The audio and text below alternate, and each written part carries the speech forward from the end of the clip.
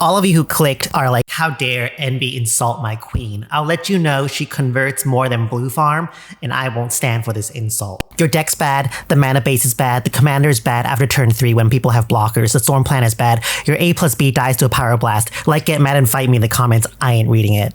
Hey everyone, it's Summer NB, and here are 5 decks that are better than 5-color Cope Queen that you can actually spike a tournament with.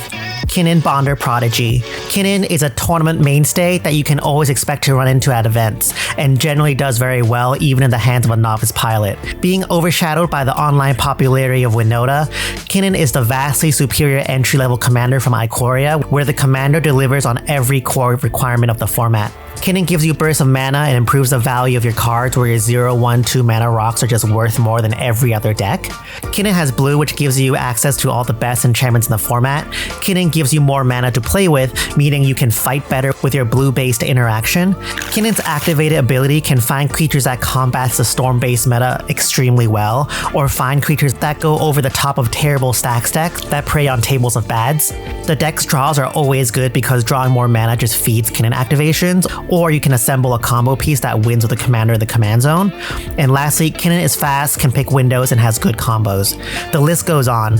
When the floor of your deck is dumping out mana rocks and cheating in a Void Winnower, I'd argue the deck is very strong and should be played in more tournaments. We're gonna get more and more obscure with each deck. The next on the list is Bruse Thrasios. How can Bruse Thrasios be considered obscure? It's one of the most popular decks. I agree. It's even tier 1 in my tier list video. However, I believe Bruse Thrasios still has more room for iteration, and the pair should be doing much better than they currently are with the tools they have access to.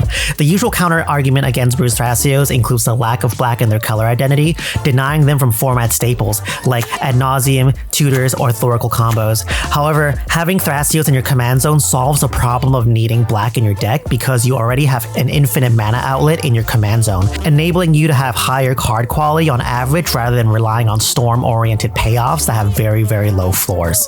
I happen to have this list on my Patreon if you're interested in seeing my take on it, or just play Ian's list, that works too. Why? Another list that I think has even more potential than Bruse Thrasios is Rograkh Thrasios. Rog Thras is an extremely underplayed commander pairing that performs very well when registered. Rog Thras combines most of the advantages and power from Rogsai,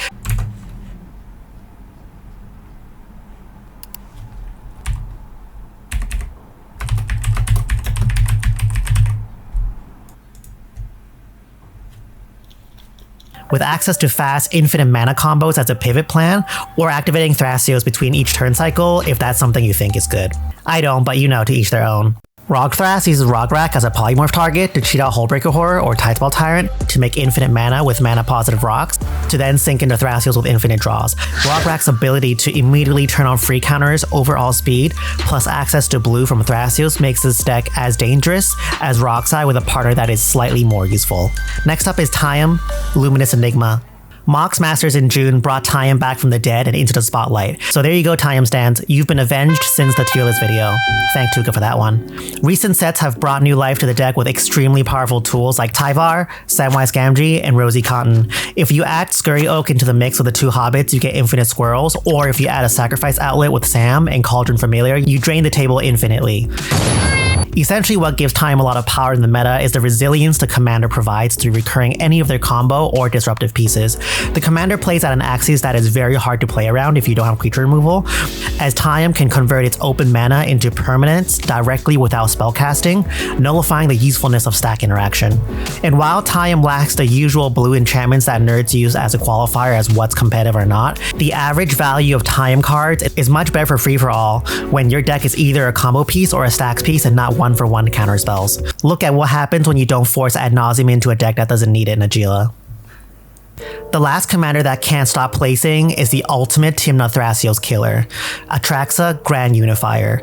It's time to pull the plug, TNT fans. Your deck doesn't have good Tymna beaters and is the worst Thrasios Pasios deck in this video so far. And this multi-format all-star has proven that Sans Red can place well in tournaments, which says a lot about what Boomer combo can do. You might be wondering, girl, how can the 7-mana queen be playable at all in the command zone? Isn't she better as a natural order target in my awful Tymna Thrasios deck? The champion from the second Chaos Treasure series bucked the trend on 2 facts. Food Chain is playable outside of justifying terrible Naya decks, and there's finally an option to win with Sans Red. Atraxa is like the vacuum that sucks up all the copium win cons like Kinnan combo, Emil lines, and food chain and somehow makes it all work because it turns out 7 mana refill your hand and beat the life out of the table is very viable. This deck is simply the best Dark Ritual Jewel Lotus mana drain deck in the game. If you thought Culling Ritual was broken, wait until Culling Rituals fed into a Praetor Angel. The deck is packed with enough mediocre win cons that it makes up for missing out on the one good one, and is deserving of much more attention than she currently receives. So that's all I got for today, Sims. If you're tired of playing TNK and you're looking for cEDH decks that are both powerful and unexpected, then you should definitely check out one of these options. But really, if you want to spike a meta, it's useless for you to pick a sussy deck if you don't know how to fight the meta. But I got you, baby boy. I have this video right here on tips to beat the meta with copy-paste decklist gamers who O2 drop. And if you haven't seen this video yet on how Rograkh teaches you to be a better pilot and brewer, you need to watch it or you're just kind of wasting your time. Alright, bye Sims.